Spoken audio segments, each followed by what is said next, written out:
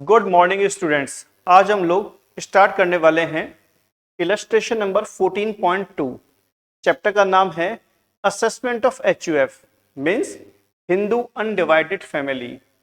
तो सबसे पहले पॉइंट नंबर 1 में लिखा हुआ है स्टार्टिंग में profit from business of purchase and sale of shares, यानी आपका बिजनेस किस चीज का है? शेयर्स को परचेज करने का और सेल करने का। वहां से इनकम कितनी जनरेट हो रही है? 11 लाख रुपीस। पॉइंट नंबर 2 में लिखा हुआ है security transaction tax paid on above. इसमें से लेस करेंगे हम लोग सिक्योरिटी ट्रांजैक्शन टैक्स। तो देखा जाए तो नेट बिजनेस की इनकम क्या आ गई? 10,60,000 रुपीज। 11 लाख में से अपन ने लेस कर दिया 40,000 रुपीज, बचा कितना? 10,60,000 rupees. That is business income. तो यहां लिखेंगे अपन income from business 10,60,000 rupees.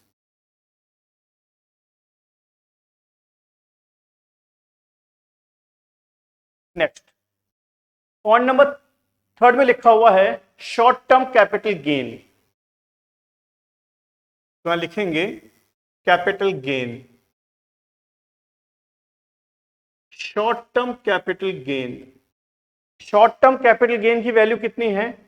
2,07,500। 2,07,500।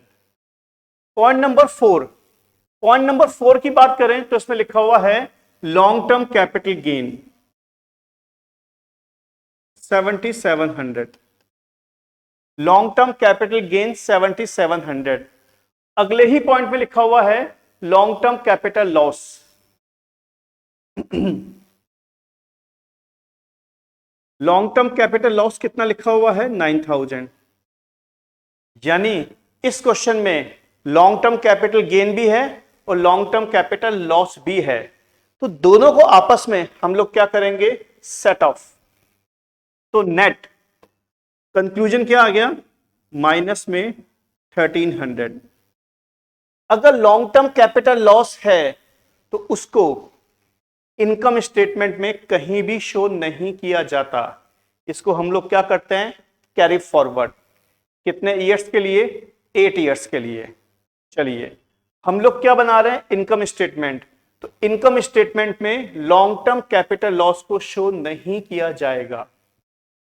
Next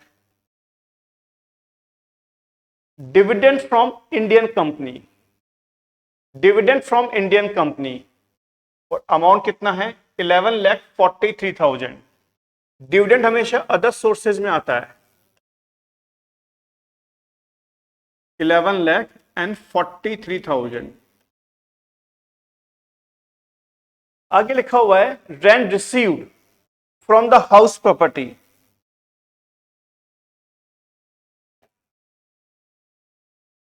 अगर अपने को रेंट मिलता है तो सबसे पहला काम क्या होगा हमारा? लोकल टैक्स को लेस करना। तो रेंट कितना मिला? 21,000। रेंट कितना मिला? 21,000। तो सबसे पहले हम लोग लेस करेंगे लोकल टैक्स को। लोकल टैक्स और म्युनिसिपल टैक्स एक ही बात है, तो यहां लेस करेंगे हम लोग लोकल टैक्स को। जो क्वेश्चन में गिवन है 3,000, तो वैल्यू बच गई 18,000। इनकम फ्रॉम हाउस प्रॉपर्टी में उसके बाद में हम लोग 30% लेस और करेंगे, ये रूल है, यानी 5,400। ये वैल्यू कितनी आ गई? 12,600। ये कहलाएगा अपना income from house property.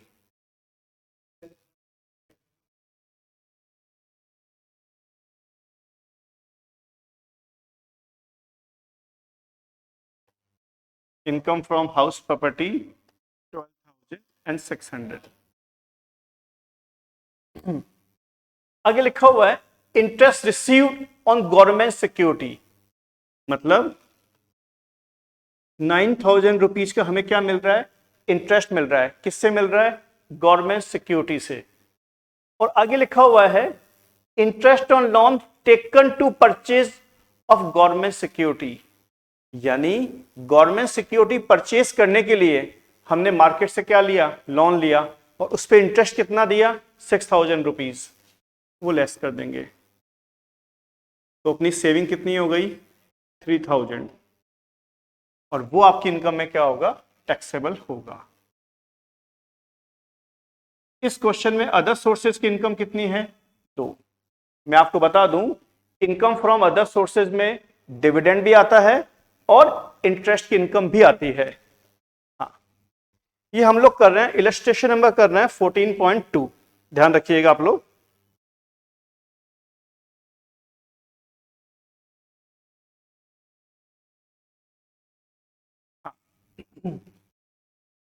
Next लिखा हुआ है डोनेशन। डोनेशन का अमाउंट कितना है, 6,000। मैं आपको बता दूं, इन सबको ऐड करेंगे तो उसको बोला जाता है जीटीआई, ग्रॉस टोटल इनकम। और ग्रॉस टोटल इनकम में से हम लोग लेस करते हैं डिडक्शन।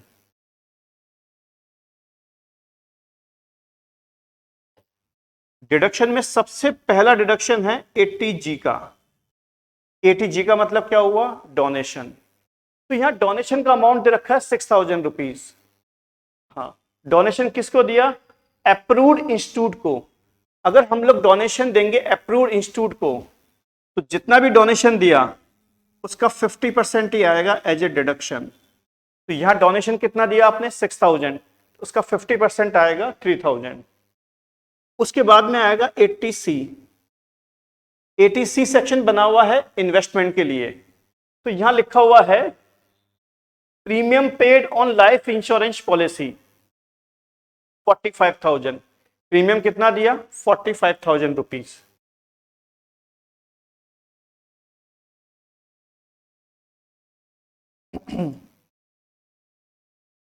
हाँ, पॉलिसी की वैल्यू दे रखी है 2 lakh rupees.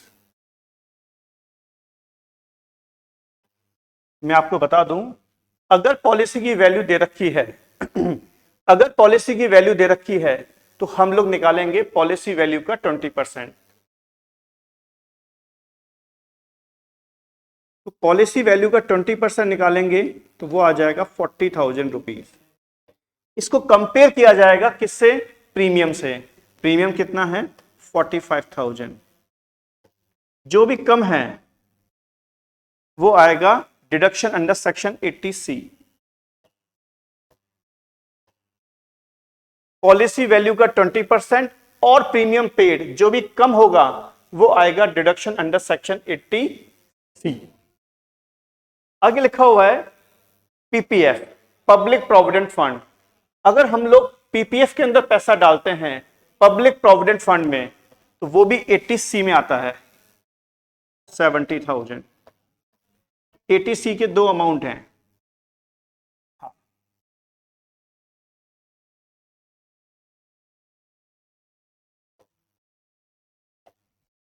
Gross total income में से डिडक्शंस लेस करेंगे तो वो क्या आ जाएगा, टैक्सेबल इनकम। वो हम लोग निकालेंगे अभी। इस क्वेश्चन में जितने भी पॉइंट थे सारे के सारे पॉइंट हमने कवर अप कर लिए हैं।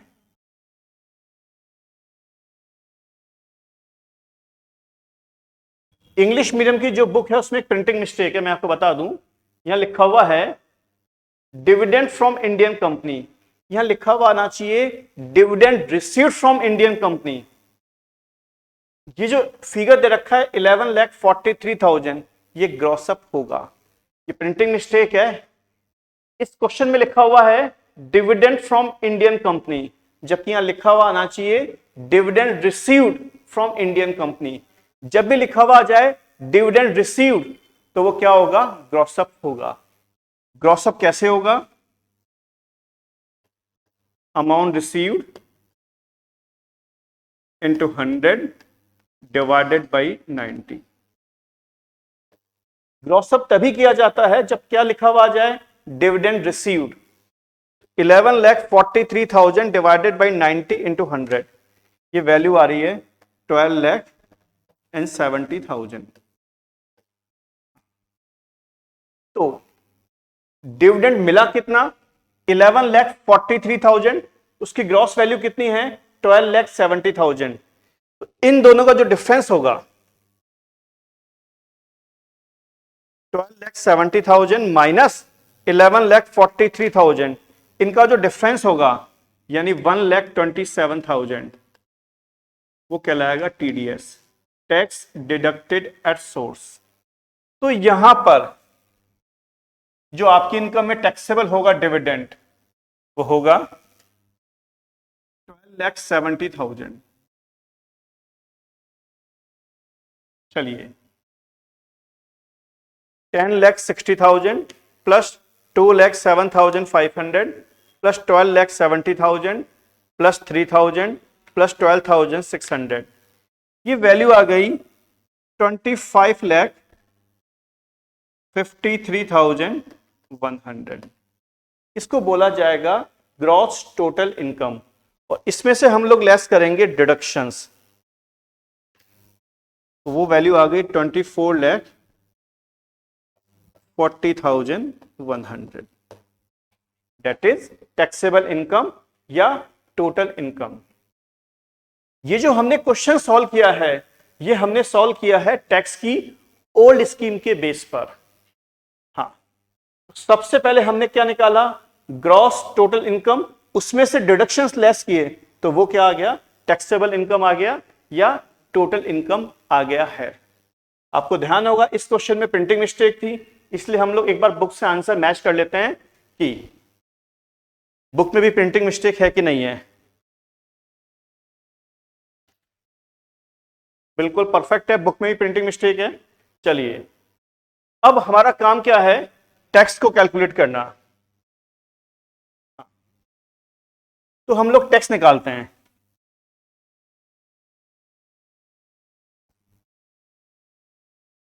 $24,40,100, 24,40,100, ये क्या है, अपनी टैक्सेबल इनकम। हम लोग क्या निकालेंगे अब, टैक्स, टैक्स की ओल्ड स्कीम के बेस पर। देखते हैं अपन, अगर आपकी इनकम 0 से लेके 2,50,000 के बीच में है, किसी भी तरह का कोई भी टैक्स कैलकुलेट नहीं होगा। और आपकी इनकम अगर 2,50,000 से अबव है, कितनी है, 5 लाख तक, इनके डिफरेंस पे कितना टैक्स आएगा, 5%। 5 लाख माइनस 2,50,000, जो वैल्यू बची उस पे आएगा टैक्स 5%, यानी 12,500। उसके बाद में टैक्स की स्लैब क्या होती है, 5 लाख से 10 लाख, इनके डिफरेंस पे टैक्स कितना आता है, 20%, यानी 1 लाख।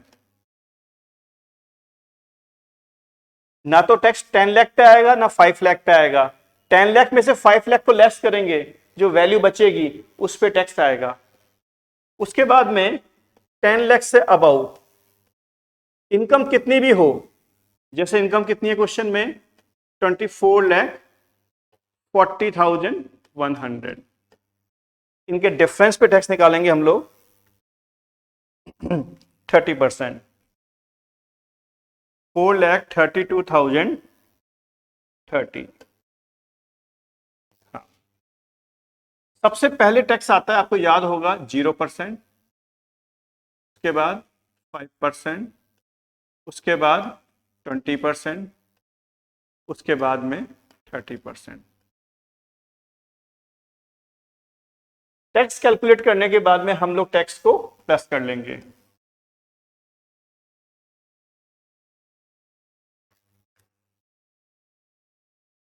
$5,44,530। जितना भी टैक्स बनता है उसमें सबसे पहले हमारा काम क्या होगा, 4% को ऐड करना। ये कहलाता है हेल्थ एंड एजुकेशनल सेस। 21,781। उसके बाद में लेस करेंगे हम लोग TDS, tax deducted at source. आपको याद होगा इस क्वेश्चन में डिविडेंड की इनकम थी कितनी, 12,70,000, उसका 10% टीडीएस माना जाएगा, वो हम लोग यहां जाके लेस कर देंगे।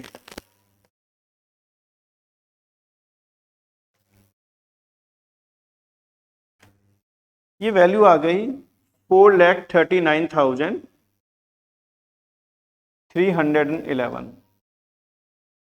इसको हम लोग क्या करेंगे, 10 के मल्टीपल में चेंज करेंगे। ये वैल्यू आएगी 4,39,310। अब ध्यान रखिए आप लोग कि यहां पर 11 है, इसको हम लोग बोलेंगे 10। मतलब टैक्स का जो लास्ट वाला फिगर है उसको हमेशा 10 के मल्टीपल में चेंज किया जाता है। तो ये जो हमने क्वेश्चन सॉल्व किया इलस्ट्रेशन नंबर 14.2, ये हमने टैक्स की ओल्ड स्कीम के बेस पे क्वेश्चन को सॉल्व किया है। ये टैक्स कैलकुलेशन है, इसमें 4% ऐड किया हेल्थ एंड एजुकेशनल सेस का, और उसमें से लेस कर दिया हमने टीडीएस। ये हमारा आंसर कैलकुलेट हो गया है। अब हम लोग इसी क्वेश्चन को वापस से सॉल्व करेंगे टैक्स की न्यू स्कीम के बेस पर। ध्यान से देखिएगा आप। टैक्स की हम लोग न्यू स्कीम की बात करें तो उसमें जो हमारी ग्रॉस टोटल इनकम है, यानी 25,53,100, जो हमारी ग्रॉस टोटल इनकम है वही कहलाएगी टैक्सेबल इनकम या टोटल इनकम, क्योंकि न्यू स्कीम में किसी भी तरह के डिडक्शन का बेनिफिट नहीं मिलता। जो हमारी ग्रॉस टोटल इनकम है उसी को बोलेंगे हम लोग टैक्सेबल इनकम न्यू स्कीम में। तो आइए इसी क्वेश्चन को हम लोग सॉल्व करते हैं न्यू स्कीम के बेस पर। तो ये टैक्सेबल इनकम आ गई 25,53,100। इस पे हम लोग क्या निकालेंगे, टैक्स निकालेंगे न्यू स्कीम के बेस पर। चलिए स्टार्ट करते हैं हम लोग। अगर आपकी इनकम 0 से लेके 2,50,000 के बीच में है तो आपको याद होगा टैक्स कितना आता है, 0%। और आपकी इनकम अगर 2,50,000 से ज्यादा है, कितनी, 5 लाख तक, तो टैक्स कितना आता है, 5%। और आपकी इनकम अगर 5 लाख से ज्यादा है, कितनी, 7,50,000 तक, तो टैक्स कितना आता है, 10%। और आपकी इनकम अगर 7,50,000 से अबव है, कितनी, 10 लाख तक, तो टैक्स कितना आता है, 15%। आपकी इनकम अगर 10 लाख से अबव है, 12,50,000 तक, तो टैक्स कितना आता है, 20%। और आपकी इनकम अगर 12,50,000 से अबव है, कितनी, 15 लाख तक, तो टैक्स कितना आएगा, 25%। और आपकी इनकम अगर 15 लाख से अबव है, कितनी भी हो, आपकी इनकम कितनी है, 25,53,100, तो उस पर टैक्स क्या आएगा, 30%। इलस्ट्रेशन नंबर 14.2 है अपना, और हम लोग टैक्स की न्यू स्कीम को फॉलो कर रहे हैं हम लोग। आइए स्टार्ट करते हैं हम लोग। तो सबसे पहले यहां टैक्स कैलकुलेट होगा नील, और यहां पर 12,500।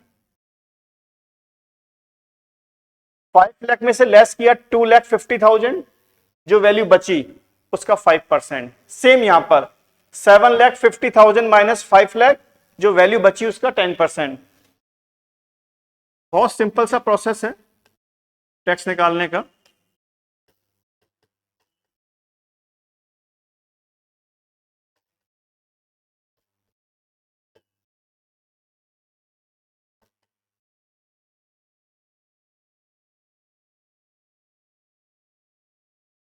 लास्ट में 25,53,100 माइनस 15 लाख, इनके डिफरेंस पे टैक्स निकालेंगे 30%।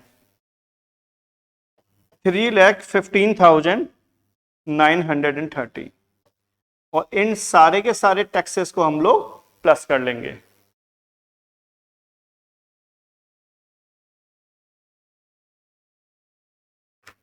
ये वैल्यू आ गई 5,03,430 5,03,430। अब हम लोग इसमें ऐड करेंगे 4% educational cess, health and educational cess 4%, that is 20,137। और इसमें से लेस करेंगे टीडीएस। टीडीएस की वैल्यू आपको ध्यान होगी 1,27,000।